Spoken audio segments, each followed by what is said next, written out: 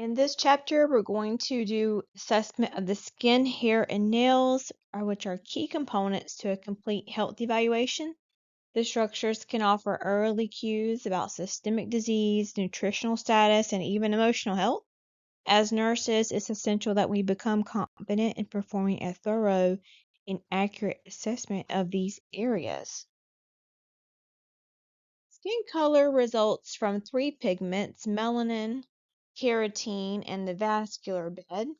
And melanin offers us protection from UV radiation, which explains why darker skinned individuals have lower rates of skin cancer. However, changes in skin color like cyanosis, pallor, jaundice, or erythema may signal serious conditions such as hypoxia, anemia, liver dysfunction, or inflammation.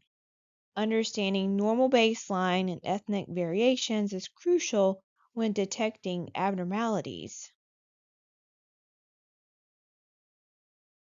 As we age, the structure and function of the skin components change. We have glandular atrophy, which leads to dry and itchy skin. Capillary fragility causes senile purpura, which is like easy bruising, those reddish purple bruises seen on the arms of older adults. Also, slowed wound healing and hair graying can result from a decreased melanocyte activity and cell turnover. These changes aren't just cosmetic, they can increase the risk of skin breakdown and infections, which nurses must monitor very carefully. So it's very important that we keep our skin hydrated and not let it get dry. With newborns, they have unique skin features. They have lanugo, vernix caseosa, and milia, all normal and transient. It doesn't last very long. So we have lanugo, which is very fine, downy hair of a newborn baby, and vernix caseosa. We just call it vernix in the clinic. It's thick, cheesy substance. It's um, it provides a lot of moisture to the infant's skin.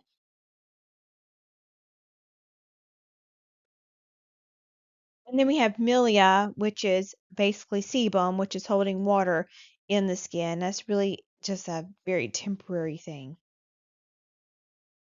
As children grow, the skin becomes thicker and more resilient, and in adolescence, we have hormonal surges that stimulate oil production, which often leads to acne. This can affect the teen's self image, so approach assessment with sensitivity in this area. Also, monitor for early signs of hormonal disorders or nutritional deficiencies during this stage of development. Pregnancy causes dramatic changes in the skin due to hormonal shifts and increased circulation. Common findings include striae gravidarum, which are stretch marks. We have linea nigra, which is a dark line down the middle of the abdomen, and chloasma, which is darkened area, hyperpigmentation areas on the skin. While these are all pretty harmless, it's important to distinguish them from rashes or skin disorders. Um, or other types of skin issues that may require medical management. With the aging population, the skin becomes less elastic, thinner, and drier, and these changes increase the risk of injury and delay healing.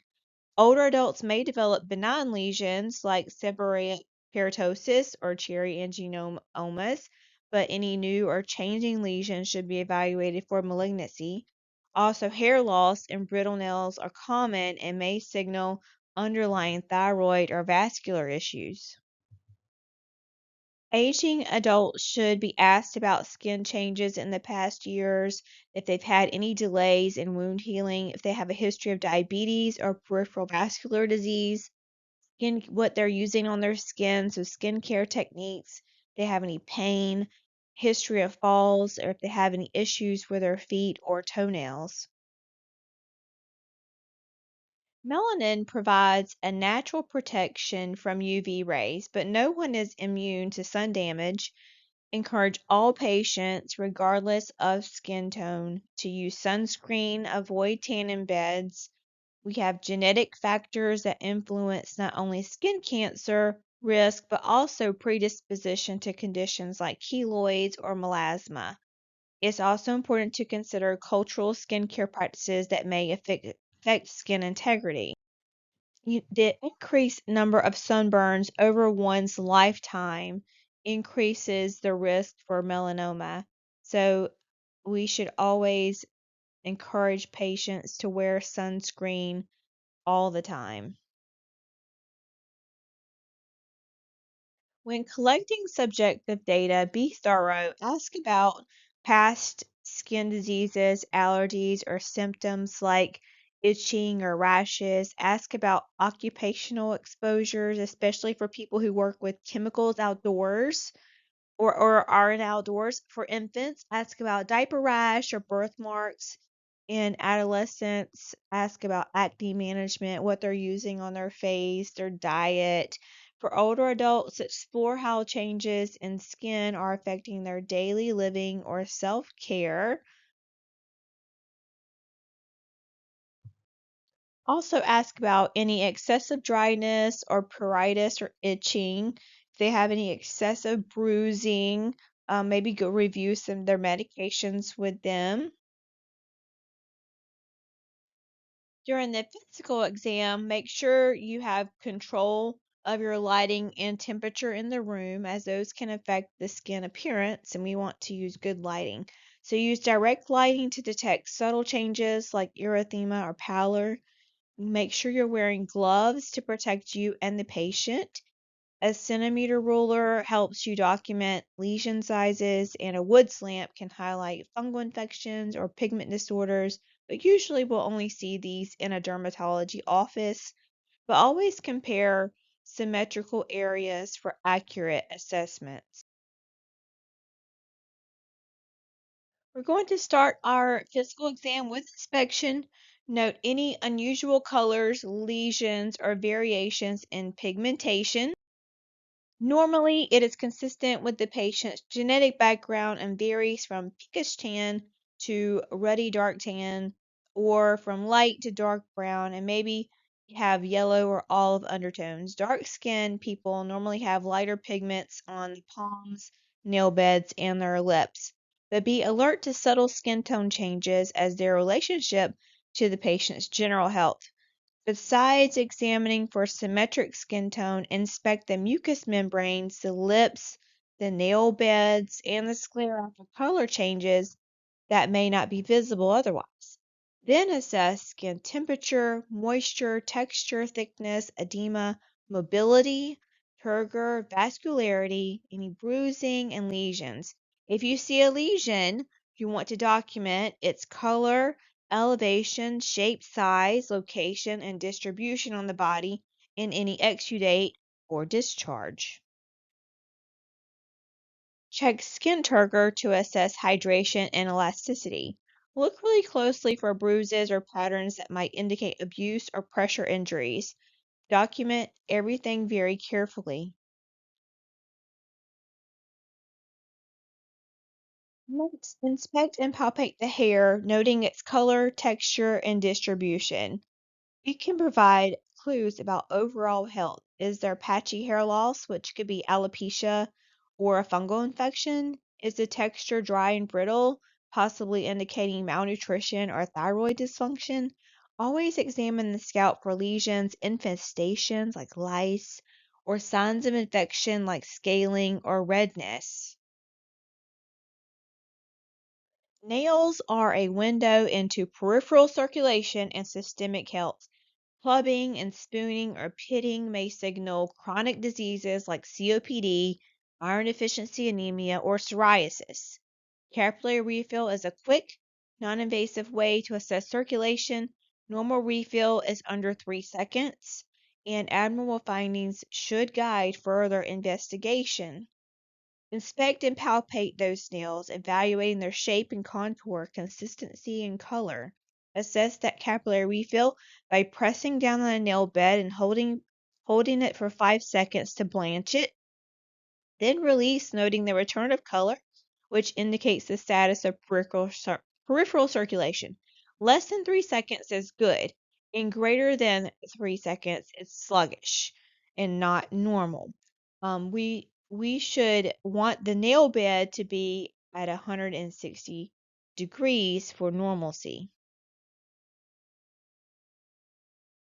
Clubbing is an important sign often associated with chronic hypoxia from conditions like COPD or congenital heart disease. The normal angle is 160 degrees, and clubbing flattens this angle or causes it to bulge.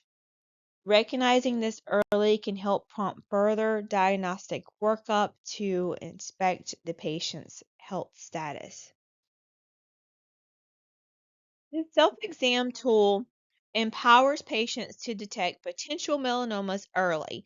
Teach them to regularly check their skin using the ABCDEF method. Remind patients that early detection is key. Melanoma has a high cure rate when caught very early, but it can be deadly if it's ignored.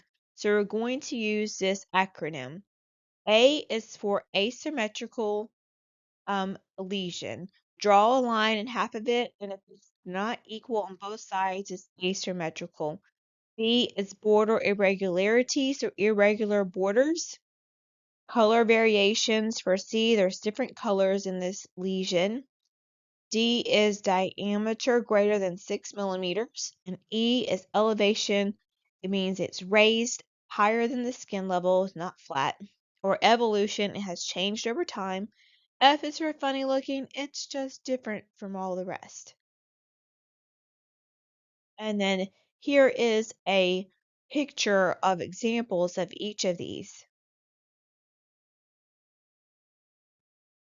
In infants, there's many skin findings that are temporary and benign, such as erythema toxicum or Mongolian spots. So erythema toxicum is basically baby acne. Mongolian spots are darkened areas on the baby's buttocks, sacral area, back, sometimes arms and legs, and they resemble bruises, but they are not. It is very common in dark skin ethnicities, and they will fade over time. We have to just educate patients that they're not bruises as they appear, and it's just very normal for their skin tone.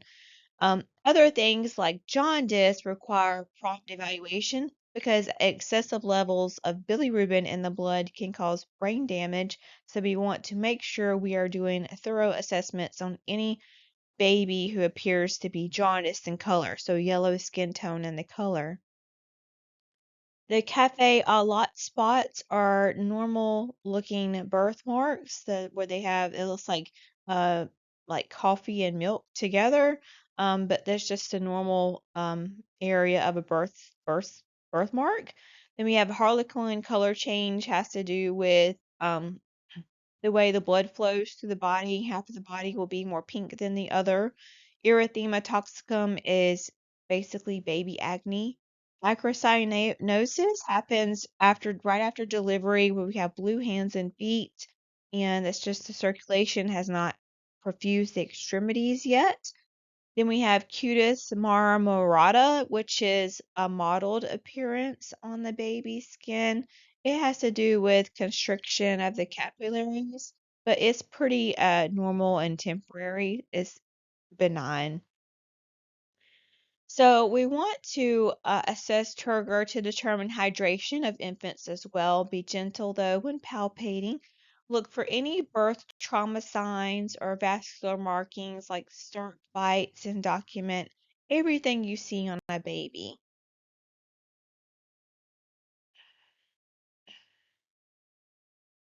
In adolescence, acne can range from mild to severe. We want to assess how it affects their self esteem and daily life. For pregnant women, reassure them that skin changes are expected but should still be evaluated if they're severe or uncomfortable.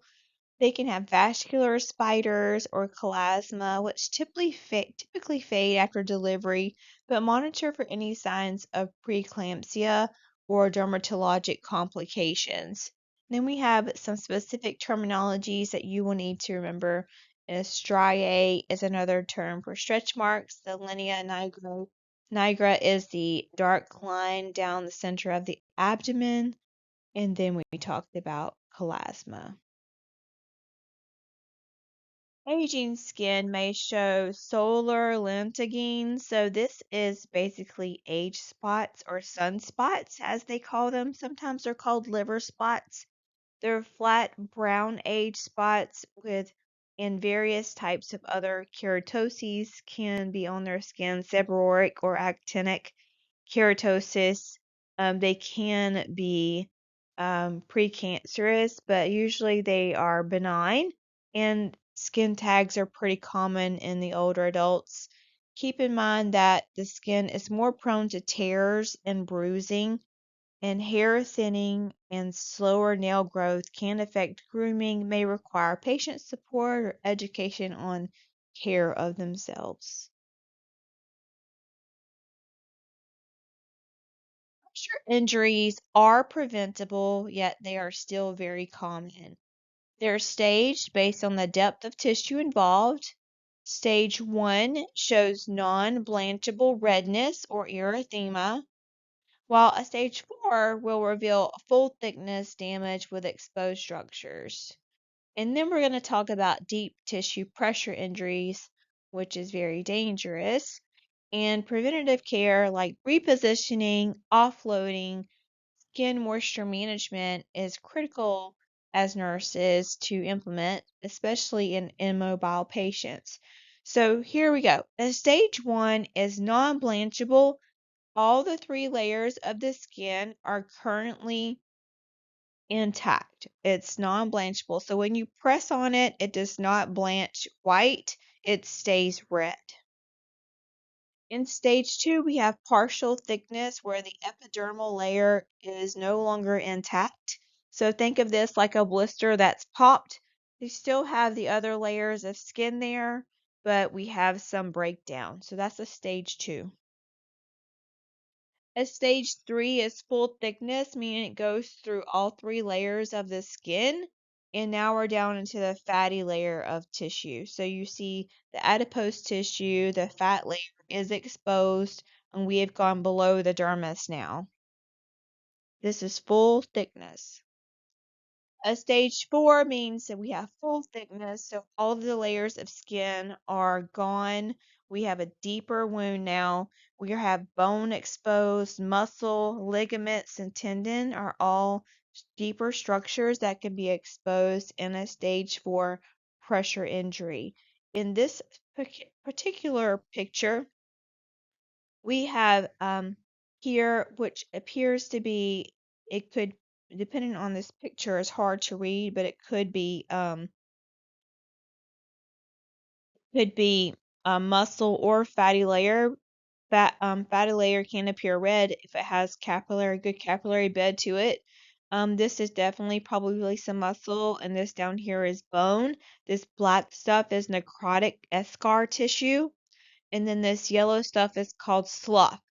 The slough and the black stuff are non-viable tissue, so it means it's dead tissue and it's making the wound hard to heal. So patients will have debridements to remove this non-viable tissue off the wound to stimulate wound healing. Now, the deep tissue pressure injury is a deeper wound. It is a more serious form of pressure injuries because the injury is way underneath the bottom of the tissue layer. So the condition remains invisible for about 2 days, and then it will progress pretty rapidly after that into a full thickness um, pressure wound. Okay, so the physicians will leave this intact as long as possible because that will help keep infection out of the wound. To summarize, a skin, hair, and nail assessment combines inspection and a palpation to gather vital health clues. So use your knowledge of normal findings and variations to spot abnormalities early.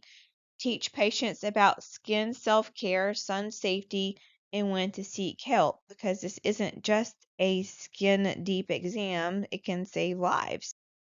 So be sure to understand how to teach your client to do a self examination of their skin for the health promotion in this section.